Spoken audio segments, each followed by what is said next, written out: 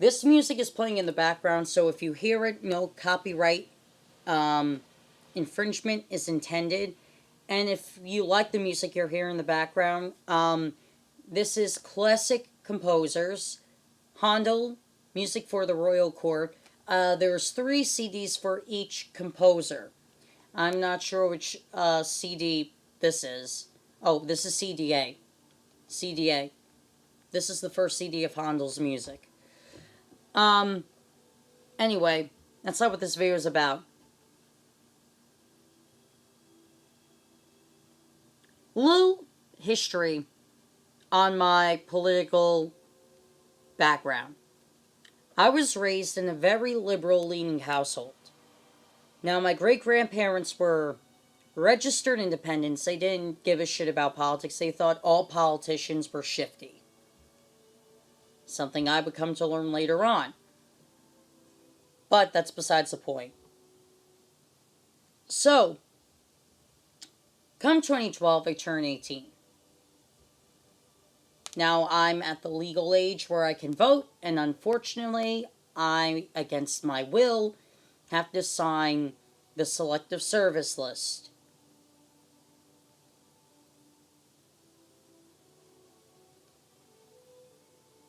So, I register as a Democrat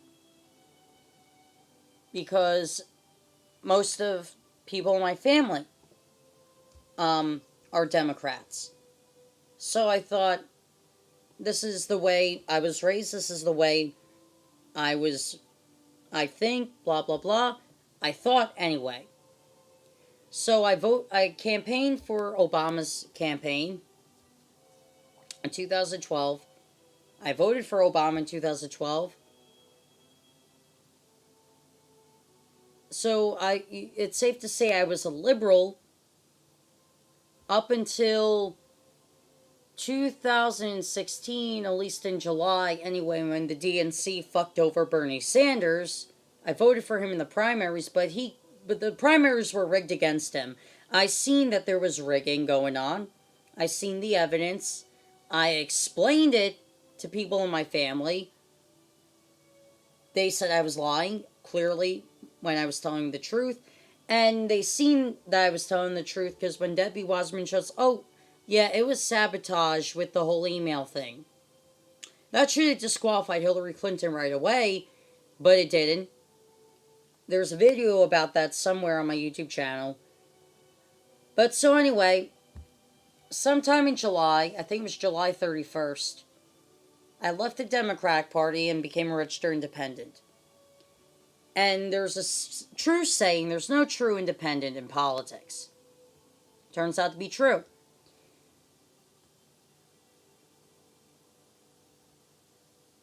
And I was looking at the Libertarian platform. And it took me about 2-3 weeks to become a Libertarian. Because you have to learn about the platform first before you could consider yourself liberal, conservative, libertarian, whatever.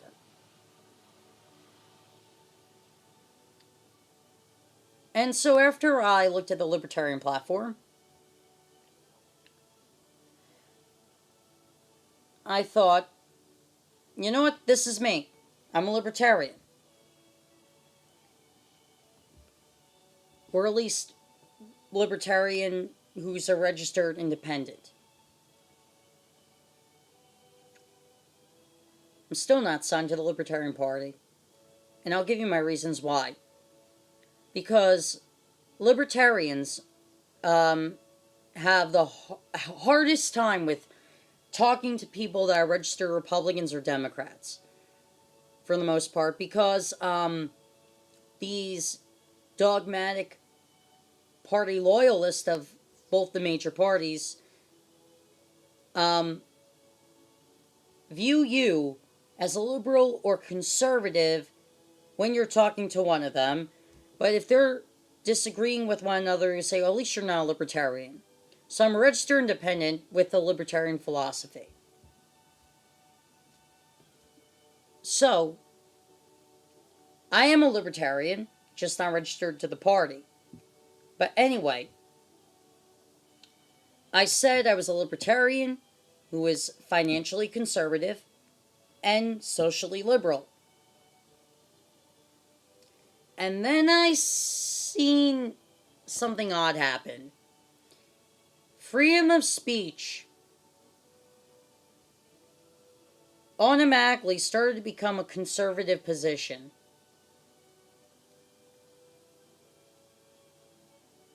And I thought, nah, it's all in my head. And then I seen freedom of religion or no religion becoming a conservative position, because I started seeing the liberal left promote Islam instead of denouncing it for its injustice towards human beings. And I thought, nah, it's all in my head. It's all in my head. Then the safe spaces, which really annoyed me. And I thought, so challenging ideas is now a conservative position? Nah, it's all in my head. I really start to ignore the signs that when I was a social liberal, or if I still am, I don't know. Because here's the thing, though. Everything that I held when I was a liberal, and even as a libertarian that were left-leaning, suddenly became conservative positions. So, I'm wondering if I'm a conservative libertarian. Because it's like, now it's a conservative position to judge people based on content and character instead of skin color. Now the political liberal left judges people based on skin color instead of content and character, which is the antithesis of what Martin Luther King Jr.'s I Have a Dream speech was about.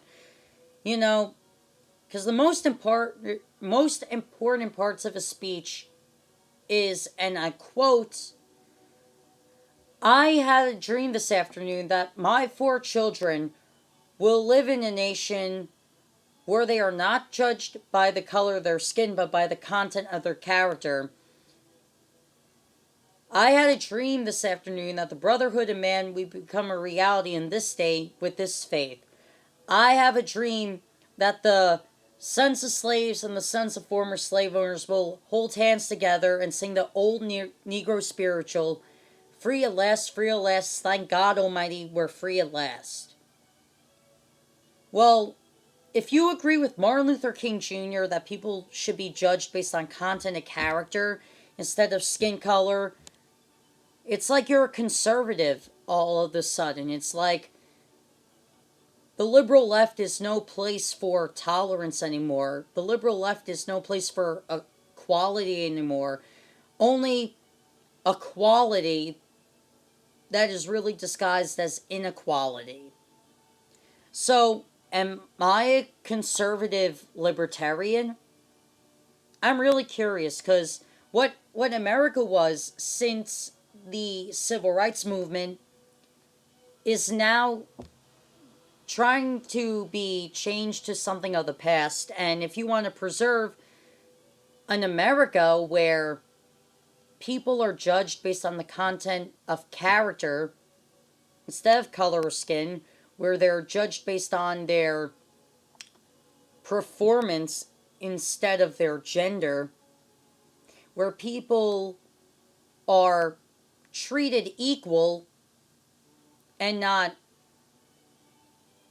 unequal because they don't have the wrong sexuality or the wrong skin color or the wrong whatever, then it's like you're a conservative all of a sudden. It's like where I stand is the new conservatism. So I have no idea if I'm a conservative libertarian. I don't know. If you're in the same boat I am, I actually don't have an answer here. So I leave the question, Am I a conservative libertarian? Because it seems like I am. It seems like the positions I held when I was a lean left socially as a libertarian, and when I was a liberal, now all of a sudden seem to be conservative positions. It's like being pro America for liberals, more specifically the SJW group, Antifa, Black Lives Matter, those types of people. It's like being pro America is like some icky, wrong position to have. But if you're an American, don't you want to be pro America and not anti America? I mean, for Christ's sake, Antifa is literally anarcho communism. Neo Nazis are a problem too. Neo Nazis are a problem too. I disagree with the neo Nazis, but here's the thing though. Communism leads nowhere good either. So, you know,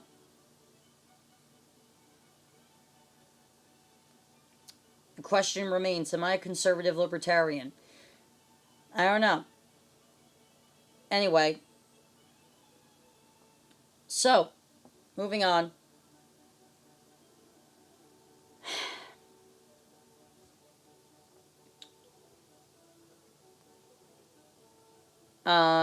The other thing I want to talk about in this video is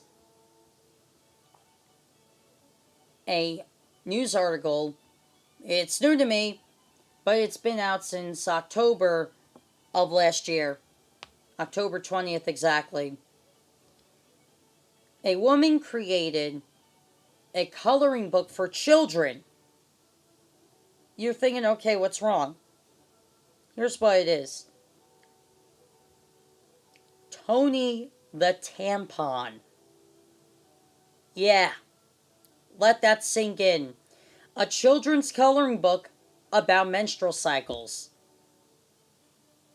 Now, I wouldn't have a problem with this person coming up with this coloring book if her target audience was specifically teenage girls. Because I think it's important for people to know about their health.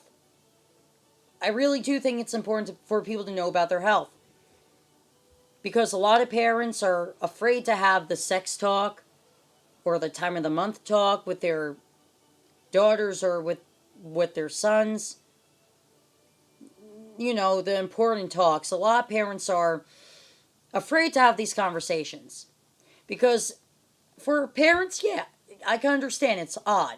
You don't want to talk to your son or daughter about sex. That's just fucking weird. I understand why it's weird, but it's important to have these conversations. But anyway, the thing is though, that's not her target audience. You know what? You know what the goal for these children's coloring book is? To destigmatize menstrual cycles, which there's no stigmatism to menstrual cycles. No man or no woman, says to another woman, or no man says to his wife, "Shame on you for getting your period." No one thinks like that. No one thinks that there's a stigma to menstrual cycles. It's just a part of life. It's a pain in the ass for women, no doubt, but it's a part of life.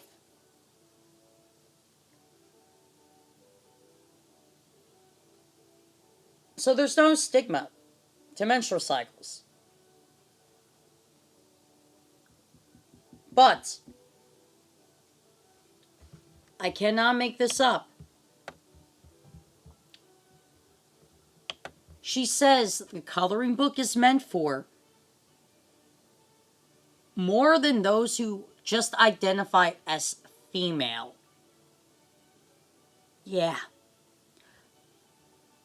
More than those who just identify as female.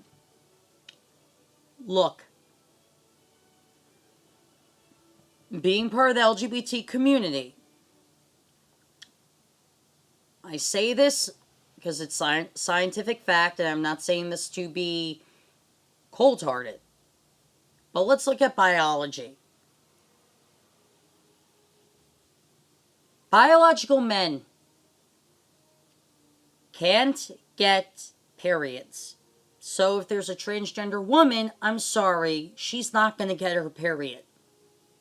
While she is physically changing through hormone replacement therapy and psychiatric therapy to a woman, and through, well, yeah, I already mentioned hormones, she still is biologically male. She still biologically has male reproductive systems. So she still has a penis, essentially, is what I'm saying. So she's not going to get the excruciatingly annoying, painful time of the month that biological women have to go through. And trans men, on the other hand, while through hormone replacement therapy and psychiatric therapy are transitioning to men, you're still biologically women. And there was a sign of I guess, of some SJW art gallery. I don't know what this picture is supposed to represent, but the sign says, periods aren't just for women. Yeah, they are. Just because you're transgender male doesn't mean you're still... That doesn't mean you're biologically male. You're still biologically a woman. So yes, you're still going to get your period for the rest of your life unless you get the big surgery. Because there are some transgender people that fully are disgusted by their genitalia, and so they get the big surgery. So that means trans women get inverted, get their penises inverted so they have vaginas, and trans men, on the other hand, get fake penises surgically attached to them so they don't have vaginas anymore. So essentially, unless a transgender person does a full transition, they're still biologically male or female. Brings me back to this news story.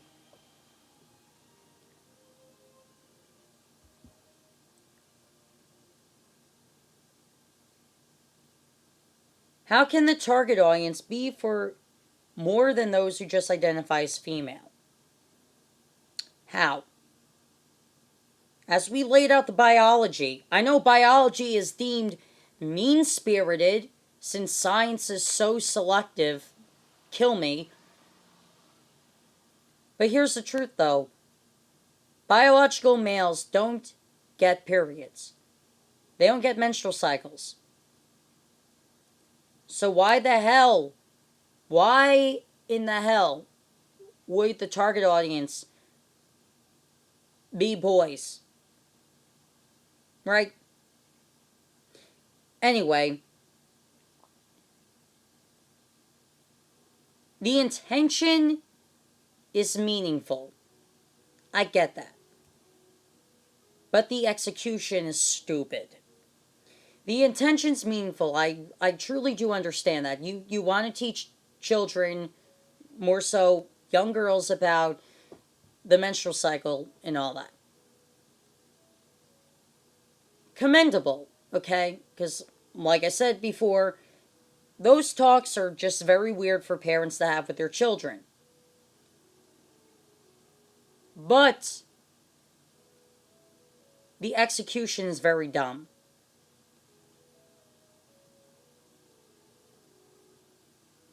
And,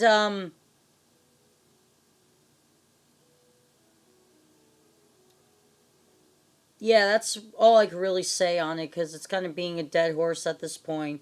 But But yeah, I mean, the execution's just dumb. It really is. I'm sorry, but if you're a trans man, you're still biologically a woman, unless you got the big surgery. But until that time, you're still biologically a woman. Those are just the facts. And sorry, uh, transgender guys, um, you're still biologically male. You will never get your period that you want because men don't get periods. But yeah, hope you guys enjoyed this video. I know it's a little bit of a long one, but you know, uh, why not? See ya.